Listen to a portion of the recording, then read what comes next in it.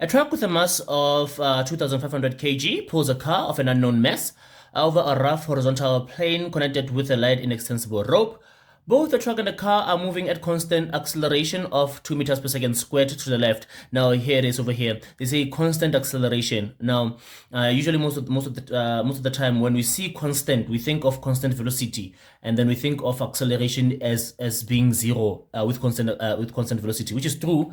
At constant velocity, the acceleration is zero. But now they say constant acceleration, which means there is an acceleration. It's just that it's not changing, and our direction of motion is to the left here. So now, constant acceleration is 2, it's given. So there is an acceleration, it's just that it's not changing. Okay, now the engine of the truck produces a force of 10,000 newtons. The frictional forces experienced by the truck and the car are 20 newtons and 10 newtons respectively. Okay, 2.3 says draw a free body diagram for all the forces acting on the truck there. Okay, now let's have the forces acting on the truck. Let's have the big dot for the truck. We are going to be having gravitational force from the earth, normal force from the surface on which it is moving, and then it is moving to the left, being pulled by an applied force to the left there. Force applied to the left, and space. Let's see. What can we do here? A little bit of a shift to have that tension. The tension force from the rope pulling it to the right, and then the frictional force there pulling it to the right as well there. So now, with this already in place here,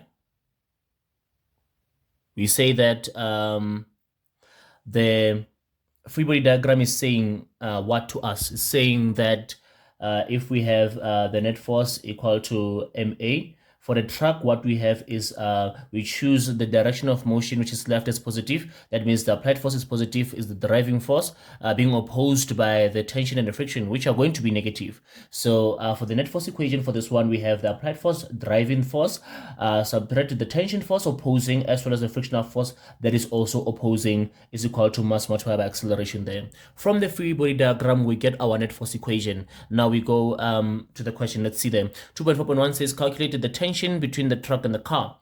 Now we have acceleration. Let's check this. Let's check this equation. We have the applied force. We don't have tension. We are looking for the tension. We have the frictional force, and then we have the mass, and then we also have the acceleration here. It means we can work with this equation to solve for tension. So the applied force is 10,000 minus the tension. We want that, minus a friction of 20 is equal to a mass of 2,500 multiplied by an acceleration of 2 there. And then if we choose left as positive, that acceleration that is to the left is positive as well. So what we have here is 10,000 minus 20. We have 10,000 minus 20. To simplify here, we have 9980 minus tension is equal to 2,500 multiplied by 2, giving us a 5,000 then. Now, to solve for tension, let's first transpose this over to that side. We are left with a negative tension is equal to 5,000 minus 9980 there. Now, 5,000 minus 9980 gives us a, so we have a negative tension is equal to a negative 4980. Now, we are going to divide by negative 1 here and here to get rid of this negative, and then it gets rid of the negative on the right hand side as well. And the answer is just simply 4980 newtons there. And then for the truck, the tension, or between the truck and the car, for the truck, the tension is to the right, but for the car, the tension is to the left. But the question just wants the tension there. So we have the free body here, 1, 2, 3, 4, 5 there.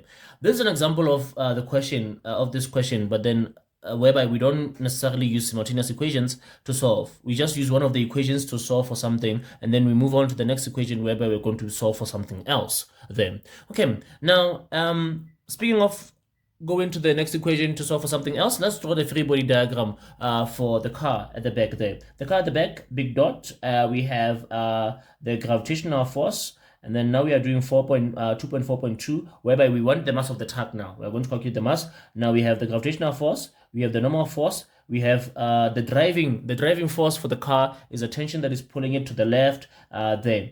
The tension pulling it to the left is a driving force for the car. Opposing force, it will be the frictional force there. The frictional force that is opposing that motion to the left. And this free body diagram as well is telling us something, is saying something. So you say the net force is equal to mass multiplied by acceleration. What is this free body saying? It's saying the driving force is tension there to the left, which is going to be positive. The opposing force is frictional force. So what is the driving force? The tension is the driving force being opposed by the frictional force is equal to the mass multiplied by acceleration there. We have the tension over there. The tension is 4980 minus the friction we are told for the car is 10 is equal to, we want the mass, and then the acceleration we have is 2. It's positive because we chose left as positive then. Now 4980 minus 10 will definitely be 4970 is equals to mass multiplied by 2. Solve for mass, divide by 2 over here, divide by 2 over there. Now we have what? 4970 divided by 2, now giving us a 2485. So the mass is going to be 2485 kilograms for the car. 4 marks, 1 mark for the formula, substitution over here, as well as the answer there. Here as well, we have the formula over there, substitution over here and there, and the answer there. And we have 5 and 4, giving us a 13 there. How did you do out of 13? All right. Just a little bit of a recap here.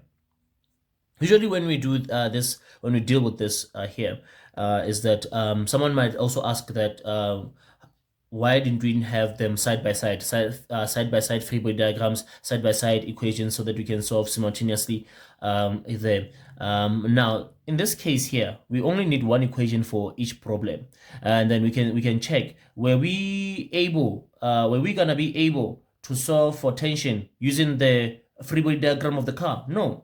Because if you look at the equation of the car, it has 2 unknowns. We do not know the mass of the car. So it meant that we had to finish with the car. So it's a 2.4.2 says calculate the mass of the car. It means we had to go to the car after finding the tension from the track there. So we go to where we have most information. We get what we can get, what we can get from that equation. And in this case, look at this. We have the applied force, no tension. Frictional force, yes. Mass, yes. Acceleration, yes. The only missing variable here is tension force. So that was the one that we could get tension from to start with. Then we got tension from that, but then we couldn't get tension from this at the beginning. So we take the tension and then put it here. Now we have the tension, the friction, we're looking for the mass, and we have the acceleration. But if we wanted to start with the car, we would not have the tension and the mass. We would be missing 2 variables and we wouldn't be able to calculate them. So in that case, in cases like this, you stop a little bit there and then you evaluate which object is the one that I can use to find one variable that I can take to the next object there. Okay.